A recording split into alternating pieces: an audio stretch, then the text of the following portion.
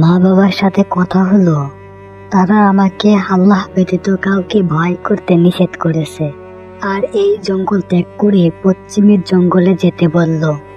আমাকে আর এই জঙ্গলে এক মুহূর্তেও থাকা ঠিক হবে না, আমি চলে যাই।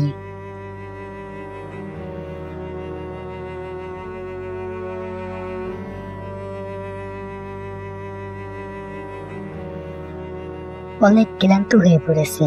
সামনে একটা বড় গাছ দেখা যাচ্ছে, গাছটার গোড়ায় বসে একটু জিরিয়ে নেই।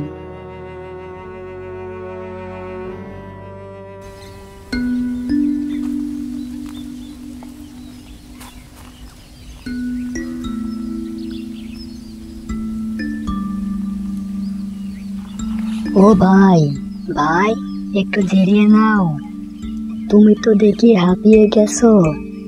না ভাই, আমার হাতে সময় খুবই কম। এগুলো গঞ্জে বিক্রি করে আমার আবার চাল ডাল কাঁচা বাজার করে আনতে হবে। ভাই আমিও ওদিকে যাচ্ছিলাম, পশ্চিমের জঙ্গল পর্যন্ত যাব। তোমার ভ্যান গাড়িটা আমার কাছে দাও, আমি জঙ্গল পর্যন্ত তোমার ভ্যানটা নিয়ে যাই।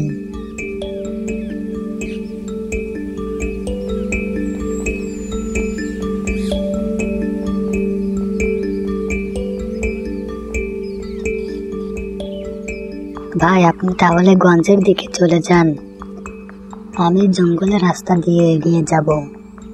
তোমাকে অনেক ধন্যবাদ ভাই। আশা করি খোদা তাআলা তোমার উপর রহমত করবে।